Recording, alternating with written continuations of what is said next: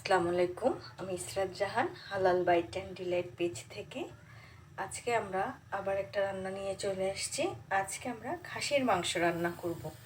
তাহলে প্রথম থেকে শেষ পর্যন্ত কিভাবে রান্না করছি চলুন দেখবেন।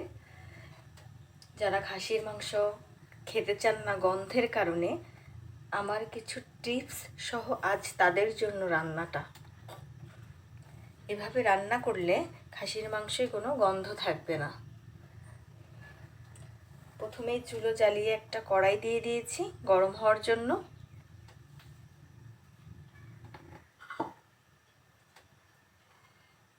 এখন রান্নার তেল দিয়ে দিচ্ছি।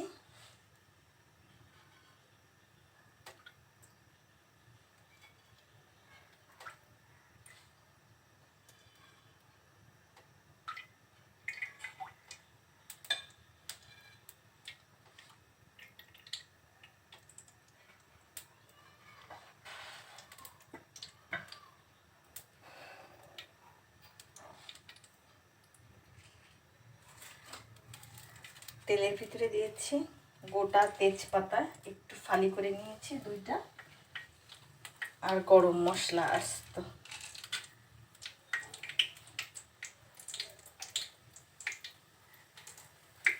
একই সাথে দিব পেঁয়াজ 1 কাপের মতো,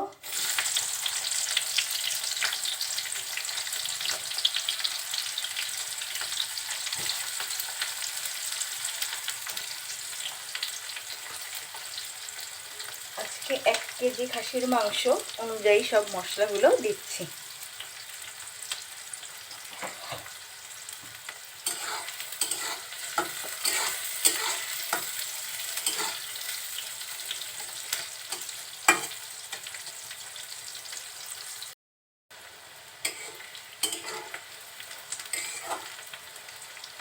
পেঁয়াজটা যখন সামান্য কালার পরিবর্তন হয়ে আসবে, একটু নরম হবে, এর ভিতরে এখন দিয়ে দিব বাটা মশলা। দিচ্ছি আদা বাটা 2 চামচ,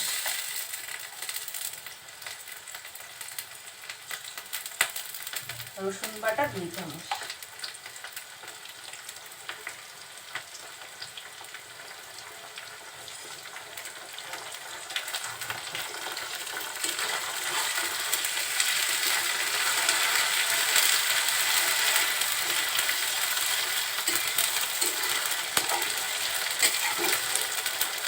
তেলের সাথে মশলাটা খুব সুন্দরভাবে কষিয়ে নিব, যাতে মশলার কোনো কাঁচা গন্ধ না থাকে।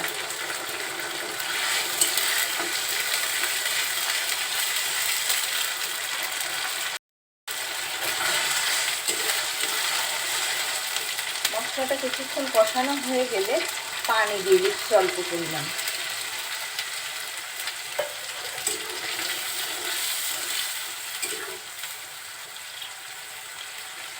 এর ভিতরে এখন শুকনো মশলাগুলো অ্যাড করব।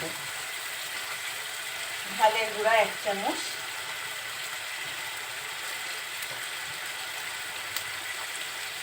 হলুদের গুঁড়া 1 চামচ,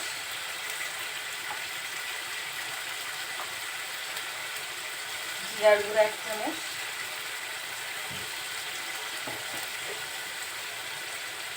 ধনিয়া গুঁড়া 1 চামচ।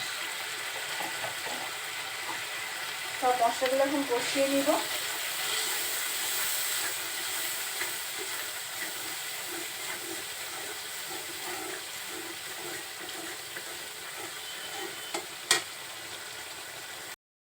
থেকে যখন এরকম তেল উঠতে শুরু করবে, তখন আমি মাংসগুলো দিয়ে দিব। মাংসগুলো যাতে গন্ধ না হয় সেজন্য আমি মাংসের ভিতরে লবণ আর লেবু দিয়ে আধা ঘন্টা ভিজিয়ে খুব সুন্দরভাবে ধুয়ে রেখেছিলাম।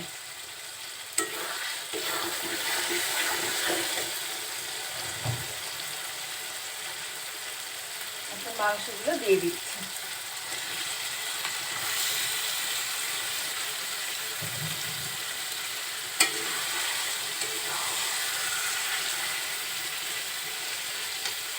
মাংস দেওয়ার পরে আমরা লবণটা দিব।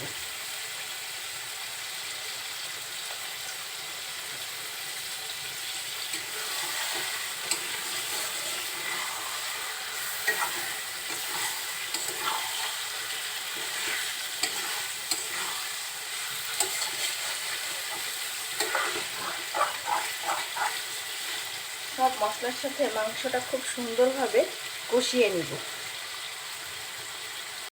সব মশলার সাথে মাংসটা নাড়াচাড়া করব।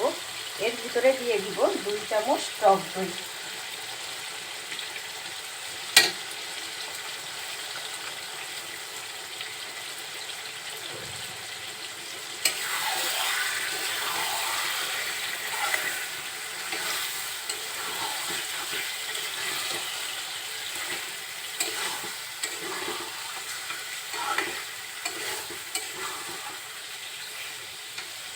আজকের এই টিপসগুলো মেনে চললে আপনার খাসির মাংস থেকে খাসির কোনো গন্ধ লাগবে না।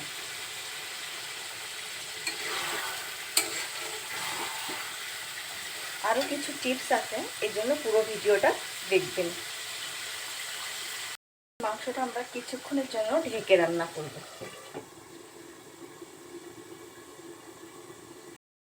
কিছুক্ষণ পর ঢাকনা উঁচু করে আবার নেড়ে দিব, যাতে মাংসটা নিচে লেগে না যায়।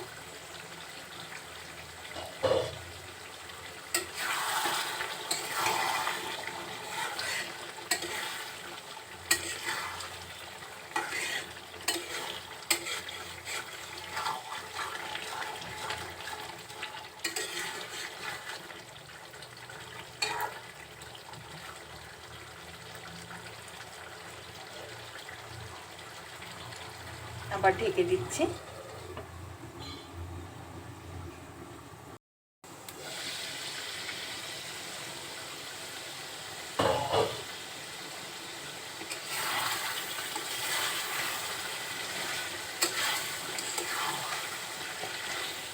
এভাবে নেড়ে চেড়ে আরও 10 মিনিট আমি কষিয়ে নিলাম। এখন এর ভিতরে দিব খুব অল্প পরিমাণে জয়ফল জয়ত্রী গুঁড়ো।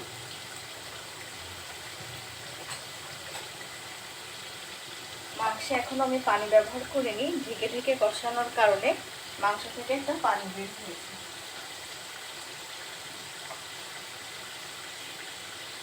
দিয়ে দিচ্ছি আধা চামচ জয়ফল জয়ত্রী গুঁড়ো,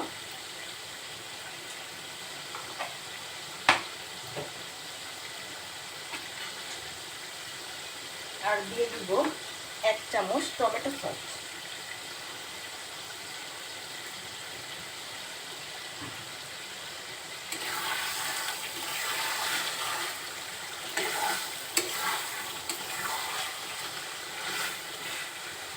এটাও একটা টিপস খাসির মাংসের গন্ধ দূর করার।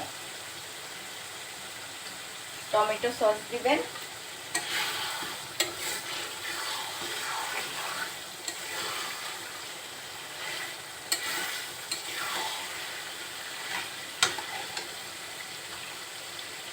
পর্যায়ে আমি খুব অল্প পরিমাণে একটু পানি দিচ্ছি,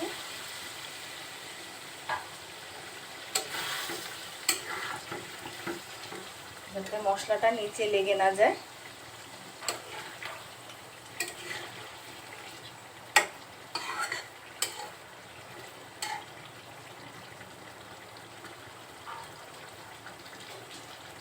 আবার কিছুক্ষণ ঢেকে দিচ্ছি।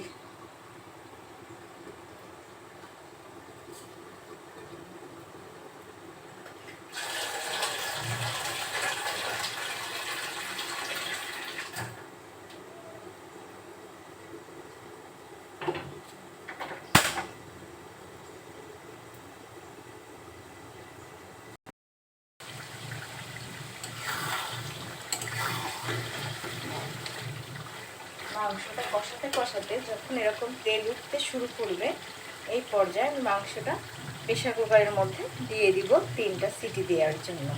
সেই সাথে দিব গরম পানি আর আলু। কুকারের মধ্যে মাংসটা ঢেলে দিয়েছি। এখন দিয়ে দিব কেটে রাখা আলু আর 3টা কাঁচা ঝাল, আর দিব গরম পানি ঝোলের জন্য।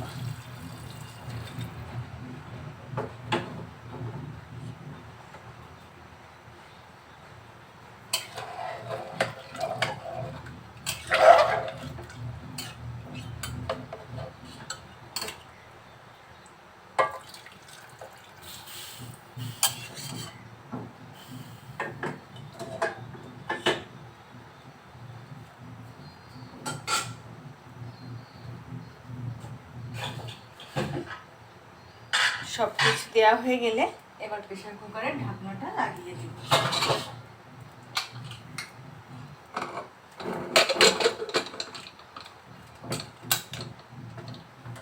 ঢাকনা লাগিয়ে দিয়ে আমরা 3টা সিটির জন্য অপেক্ষা করব।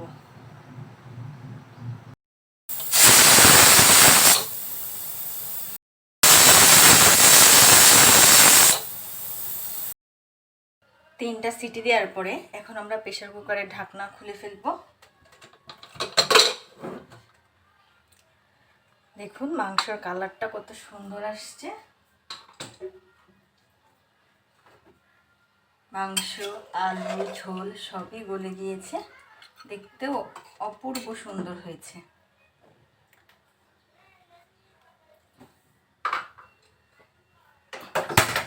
এই পর্যায়ে ভাজা গরম মশলার গুঁড়ো ছিটিয়ে দিচ্ছি।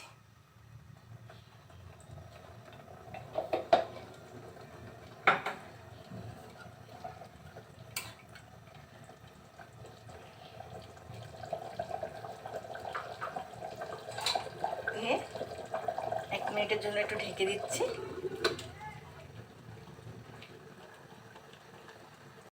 গেল আমার খাসির মাংস। ভিডিওটা আপনাদের ভালো লেগে থাকলে লাইক, কমেন্ট, শেয়ার করবেন, অনুরোধ রইল। সবাইকে অনেক ধন্যবাদ দিয়ে আজকে এখানেই শেষ করছি। আল্লাহ হাফেজ।